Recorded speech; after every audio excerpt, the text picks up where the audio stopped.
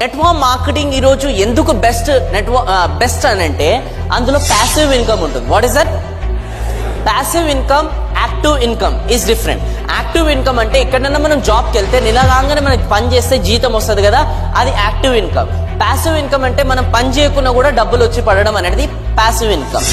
మన network marketing లో అతి పెద్ద మంచి సోర్స్ మనకు ఉంది ప్యాసివ్ ఇన్కమ్. ఇప్పుడు మీరు కష్టపడుతున్నారు, సర్టన్ టైం వస్తుంది, మీకంటూ ఒక డౌన్ లైన్ క్రియేట్ అవుతుంది, మీరంటూ ఒక లెవెల్లో వచ్చేస్తారు.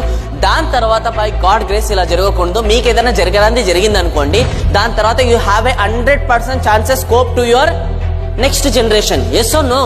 ఇప్పుడు మనం ఎల్ఐసి పాలసీ తీసుకున్నా కూడా ఏదైతే ఉంటుందో వాళ్ళు మన 1 year మనం పే చేయగలుగుతారు వాళ్ళు మన దగ్గర మనకి ఏదైనా అయినా.